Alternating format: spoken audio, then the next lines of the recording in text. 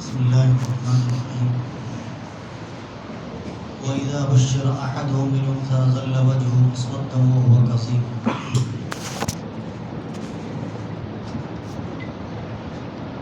تذکرہ یہاں پر سورہ نحل میں یہ ہے کہ زمانہ جاہلیت میں جو بہت سی برائیاں تھیں، بہت سی خرابیاں تھیں، ان میں ایک بہت بڑی خرابی اور برائی یہ تھی کہ اگر ان کے ہاں لڑکی پیدا ہو جاتی تو یہ بہت عار کی بات ہوتی تھی، اور آدمی یہ پسند نہیں کرتا تھا کہ کسی کو یہ معلوم ہو جائے کہ اس کے گھر میں لڑکی پیدا ہوئی. تو قرآن اسی کا تذکرہ کر رہا ہے کہ جب ان میں کسی کو یہ پتہ چلتا، اس کو خوشخبری دی جاتی کہ اس کے یہاں لڑکی ہوئی ہے، تو اس کا چہرہ کالا پڑ جاتا. ظل وجهه مسودا وهو كظيم. غصے سے اس کا چہرہ کالا پڑ جاتا. یتوارا من القوم من سوء ما بشر به. وہ لوگوں سے چھپتا پھرتا تھا کہ اتنی بری خبر کیوں سنائی گئی ہے اسے. ایمسکو علی ہون ام یدسہ فی التراب. وہ یہ سوچتا تھا کہ اپنا منہ کہیں مٹی میں دے لے یا ذلت پر پڑا رہے. پھر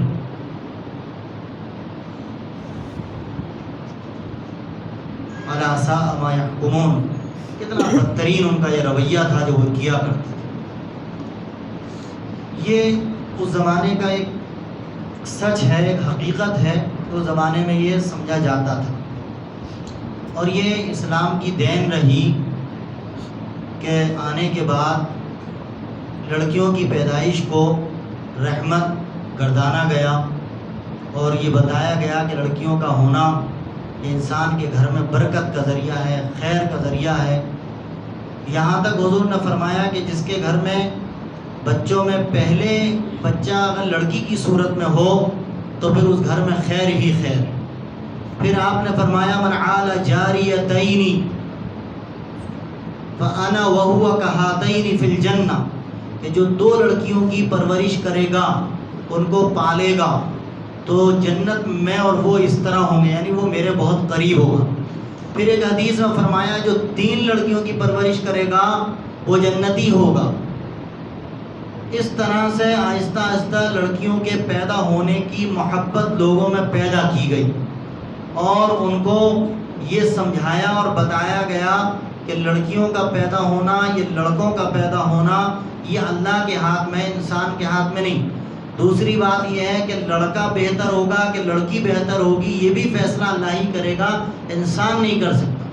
بظاہر انسان کو یہ لگتا ہے کہ لڑکا کماتا ہے، محنت کرتا ہے، تو لڑکے کا پیدا ہونا گویا اس بات کے لیے ایک اشارہ ہے کہ وہ ہمارا سہارا بنے گا. لیکن حقیقت یہ ہے کہ اللہ نے جو محبت ماں باپ کے تعلق سے لڑکیوں کے دلوں میں رکھی ہے، وہ اپنے آپ میں ایک مثال اور نمونہ ہے. اس کا تجربہ آج کے دور میں بھی بارہا کیا جاتا ہے. یہ اس زمانے کی بات ہے، لیکن آج کے دور میں بھی اگر آپ دیکھیے تو یہ حقیقت اب بھی پائی جاتی ہے. لڑکی پیدا ہونا بہت زیادہ پسند نہیں کیا جاتا ہے. اگر کسی کے یہاں 2-3 لڑکیاں مسلسل ہو جائیں اور کوئی لڑکے کی پیدائش نہ ہو تو اس سلسلے میں اس عورت کو بیچاری کو بڑا دوشی قرار دیا جاتا ہے، اور اس کو گھر میں بڑی ترچھی نگاہوں سے دیکھا جاتا ہے. بعض دیہات میں تو ایسی عورتوں کو گھر سے نکال دیا بھی جاتا ہے. بہت سے ایسے کیسز ہیں، طلاق دلوا دی جاتی ہے، بے دخل کروا دیا جاتا ہے، ماری ماری پھرا کرتی ہیں. اس طرح کے واقعات آئے دن دیکھنے سننے سب کو ملتے ہیں، سب جانتے ہیں. وہ وجہ یہی ہے کہ ہمارے ذہن میں یہ بیٹھا ہوا ہے کہ لڑکیوں کا پیدا ہونا کوئی اچھی چیز نہیں ہے.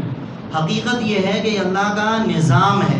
اللہ نے جب فرمایا کہ انا خلقناکم من ذکر و انثی، اللہ نے جب انسان کو بنایا تو ساتھ میں آدم کے عورت حوا کو بھی بنایا، اور جب دونوں کو بنایا ہے تو سلسلہ کائنات ان دونوں سے ہی چلنا ہے، اور جب دونوں سے چلنا ہے تو پیدائش دونوں کی ہوگی.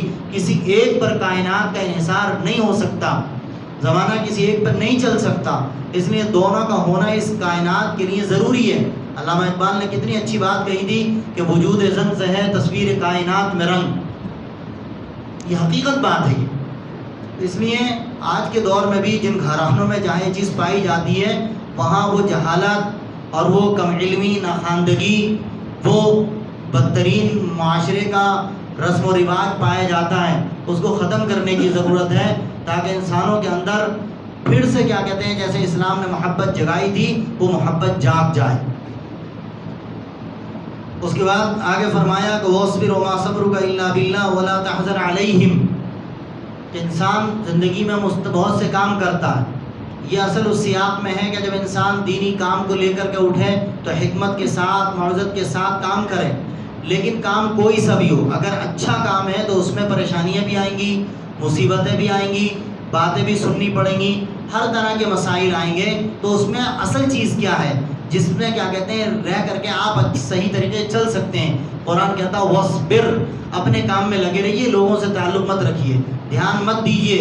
وَمَا صَبْرُكَ إِلَّا بِاللَّهِ، اور صبر بھی اللہ کی توفیق سے ممکن ہوگا، اس لیے اللہ سے صبر کی توفیق مانگتے رہیے. اگر آپ سوچیں کہ میں ہی کر لوں گا تو نہیں ہوگا، آپ صبر کیجئے اور اللہ سے صبر کی توفیق مانگیے، اور کہنے والوں کی باتوں پر دھیان مت دیجئے. یہ جا کے طریقہ ہوتا ہے. آپ کسی کو کلمہ پڑھا رہے ہیں، کسی کو دعوت دے رہے ہیں، کسی کو آپ اچھی بات سمجھانے گئے، اس نے آپ کو نہ جانے کیا کیا کہا، آپ اس سے دل برداشتہ ہو کر بیٹھ گئے تو کام نہیں بنے گا. آپ اس کی باتوں کو سن کر دل پہ مت بٹھا لیے، وہ صبر کر لیجئے، آگے بڑھیے، اپنے مشن کو آگے بڑھائیے. وَاصْبِرْ وَمَا صَبْرُكَ إِلَّا بِاللَّهِ. پھر کہا جا رہا ہے وَلَا تَحْزَنْ عَلَيْهِمْ وَلَا تَكُ فِي ضَيْقٍ مِّمَّا يَمْكُرُونَ. جو ہو گیا اس پر دھیان مت دیجیے کیا ہوا کیا نہیں، اور اللہ کی طرف سے کیا کہتے ہیں امید رکھیے. إِنَّ اللَّهَ مَعَ الَّذِينَ اتَّقَوْا وَالَّذِينَ هُمْ مُحْسِنُونَ. اللہ ان لوگوں کے ساتھ رہتا ہے جو لوگ اللہ سے ڈرتے ہیں، اللہ کا تقوی اختیار کرتے ہیں، زبانوں کی حفاظت کرتے ہیں. یہ زبانیں سب سے زیادہ خطرناک چیز ہیں. حدیث میں ایک صحابی سے حضور نے فرمایا کف لسانک، اپنی زبان کی حفاظت کرو. اور انہوں نے پوچھا کیا؟ وَإِنَّا لَمُؤَاخَذُونَ بِأَلْسِنَتِهِمْ، کہ حضور ان زبان کی وجہ سے بھی ہماری کیا کہتے ہیں پکڑ ہوگی. حضور کا جواب تھا هَلْ يَكُبُّ النَّاسَ إِلَّا حَصَائِدُ أَلْسِنَتِهِمْ، کہ لوگوں کو جہنم میں اوندے منہ اسی زبان کی وجہ سے پھینک دیا جائے گا، اسی زبان کی وجہ سے پھینک دیا جائے گا. اس لیے حدیث میں آتا ہے کہ جو انسان روزہ رکھے اور روزہ رکھنے کے بعد بھی اگر وہ زبان کی حفاظت نہ کرے تو پھر اس کے روزے کا کوئی فائدہ نہیں. اللہ تعالیٰ کو کوئی ضرورت نہیں ہے کہ وہ بھوکا اور پیاسا رہے. تو یہ زبان بڑی اہم چیز ہے. اس نے فرمایا ان اللہ مع الذین اتقوا والذین هم محسنون، کہ اللہ تعالیٰ کی مدد ایسے لوگوں کے ساتھ ہوتی ہے جو لوگ اللہ سے ڈرتے ہیں، تو پرہیزگار ہوتے ہیں، تقوی اختیار کرتے ہیں اور اچھے کام کرتے ہیں اور اچھے کام کرنے کی کوشش کرتے ہیں. اس کے بعد پھر آگے وَقَضَىٰ رَبُّكَ أَلَّا تَعْبُدُوا إِلَّا إِيَّاهُ، بنی اسرائیل کا تذکرہ، بنی اسرائیل سورہ ہے، اس میں پہلے معراج کا ایک تذکرہ ہے. معراج کا تذکرہ ذکر کرنے کا اتنا موقع نہیں ہے، لیکن اسی میں آگے چل کر کے دو باتیں بڑی اہم ذکر کی ہیں. ایک بات تو یہ ذکر کی ہے، قرآن یہ کہتا ہے کہ جب بھی دنیا کے اندر کیا کہتے ہیں بہت زیادہ کرپشن پیدا ہوتا ہے اور بہت اللہ کا جب عذاب آتا ہے تو کس کی وجہ سے آتا ہے، کیا بنیاد بنتی ہے اصل چیز، تو قرآن اس کو یہاں پر بتا رہا ہے. وہ وجہ یہ ہے کہ قرآن یہ کہتا ہے کہ وَمَا كُنَّا مُعَذِّبِينَ حَتَّى نَبْعَثَ رَسُولًا وَإِذَا أَرَدْنَا أَن نُّهْلِكَ قَرْيَةً أَمَرْنَا مُتْرَفِيهَا، کہ جب ہم کسی بستی کو ہلاک کرنا چاہتے ہیں، کسی قوم پر عذاب بھیجنا چاہتے ہیں، اس کو تہس نہس کرنا چاہتے ہیں، تو وہاں کے مالدار لوگوں کے اندر کیا کہتے ہیں عادت ڈال دیتے ہیں، ان کو کھلے عام چھوڑ دیتے ہیں. وہ پھر کیا کہتے ہیں بے حیائی کرتے ہیں، فحشائیوں میں لگ جاتے ہیں، وہ برائیوں میں لگ جاتے ہیں، وہ خوب پیسے کا ناجائز استعمال کرتے ہیں اور اس قدر ناجائز استعمال کرتے ہیں کہ اس کے نتیجے میں وہ اللہ تعالیٰ کے غضب کی بھی پرواہ نہیں کرتے. پھر اللہ تعالیٰ کا عذاب بھڑکتا ہے اور پھر بستیاں کی بستیاں تہس نہس کر دی جاتی ہیں. قوم سمود یا قوم عاد کوئی معمولی لوگ نہیں تھے، بہت طاقتور بڑی مالدار قومیں تھیں. یہ ان کے پاس سب کچھ تھا اس زمانے کا، کیا نہیں تھا ان کے پاس، لیکن ان کے اندر مال کی بیجا محبت نے اور غرور و تکبر نے انہیں ایسا اندھا کر دیا کہ انہیں چھوٹے بڑے کی تمیز نہ رہی، اچھے اور بھلے کا خیال نہ رہا. انہوں نے اللہ اور اللہ کی نعمتوں کا کوئی لحاظ نہ کیا. نتیجہ یہ ہوا کسی پر پتھر کی بارش ہوئی، کسی کی بستی پلٹ کر کے پھینک دی گئی، کسی کے ساتھ کچھ اور اللہ کا عذاب آیا. اس طرح کی چیزیں ہوئیں. تو یہاں پر بھی قرآن یہی کہتا ہے کہ جب بھی کیا کہتے ہیں تباہی آتی ہے تو اس طرح سے آتی ہے. اس کے بعد فرمایا ان المبذرین کانوا اخوان الشیاطین، جو مال کو بیجا طریقے سے خرچ کرتے ہیں، ناجائز جگہوں پہ خرچ کرتے ہیں، جن جگہوں پہ خرچ کرنے کا اللہ کا حکم نہیں وہاں مال کو ختم لگاتے ہیں، تو وہ شیطان کے بھائی ہیں. وَكَانَ الشَّيْطَانُ لِرَبِّهِ كَفُورًا، اور شیطان اپنے رب کا نافرمان اور ناشکرا ہے.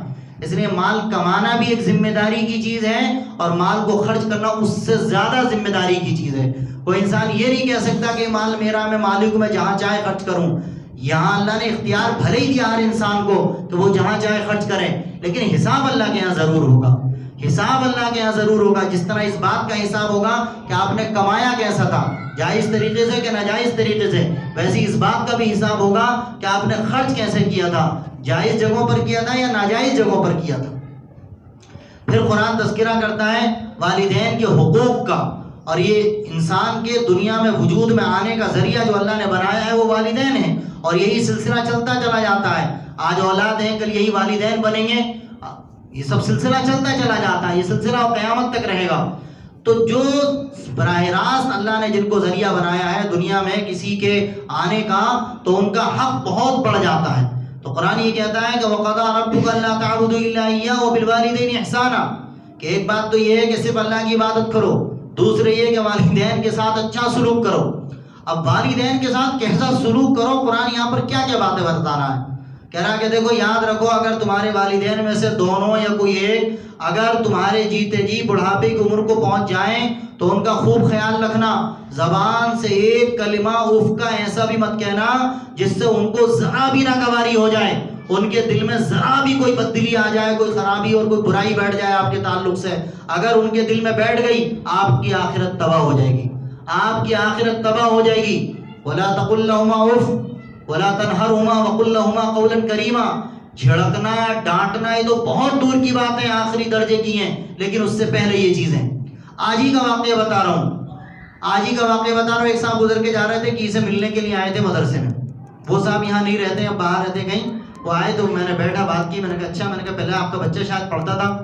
کہنے لگے ہاں میں نے بہت کوشش کی اس کو جگہ جگہ پڑھانے کی، لیکن اس نے میرے ساتھ بہت زیادتی کی ہے، بہت مارا ہے اس نے مجھے، جگہ جگہ مجھے آئے دن اس نے مارا۔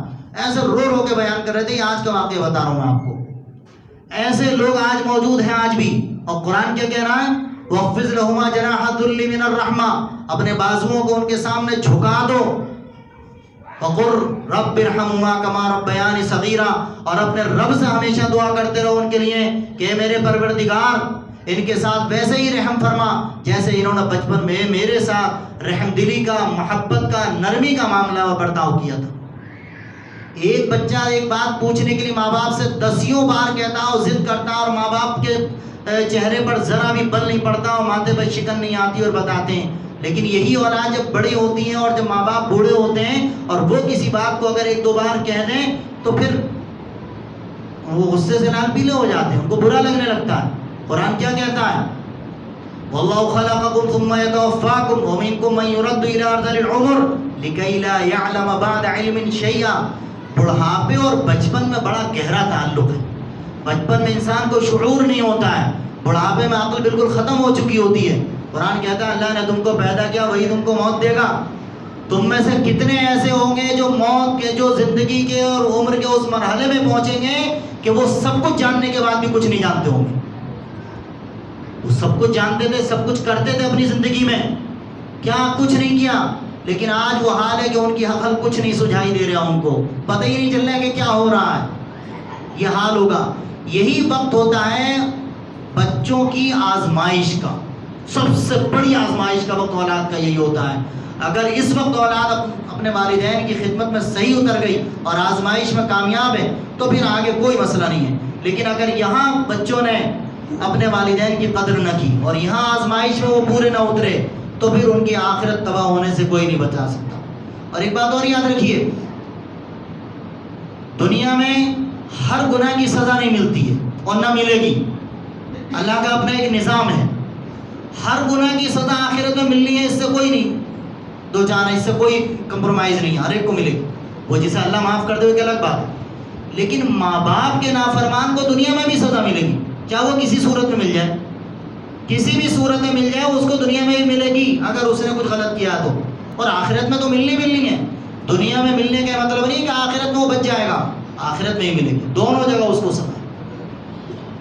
اس لیے ماں باپ کا خاص خیال رکھنا چاہیے اور بلکہ ان کو نعمت سمجھنا چاہیے، اپنے لیے نعمت سمجھنا چاہیے، اور اپنی کیا کہتے ہیں اس کو اللہ کی طرف سے سعادت سمجھنی چاہیے کہ میری یہ نیک بختی اور سعادت کی بات ہے کہ مجھے ماں باپ ملے ہیں، ان کی خدمت کا مجھے موقع ملا ہے۔ ورنہ کتنے بچے ایسے ہیں کہ جو بیچارے یتیمی کی زندگیاں گزار رہے ہیں، جنہوں نے اپنے ماں باپ کو دیکھا تک نہیں، وہ ماں باپ کے پیار کے لیے ترستے ہوئے دیکھیں، روتے ہوئے دیکھیں کہ ہم خوش نصیب ہیں، ہم لوگ خوش نصیب ہیں ہم لوگ کہ ہمیں اپنی اس عمر میں اپنے والدین ملے اور خدمت کرنے کا موقع ملا ہے۔ اللہ تعالیٰ ہم سب کو خدمت کی توفیق دے۔ سورہ کہف ہے لیکن اس کا واقعہ ہم کل ذکر کریں گے۔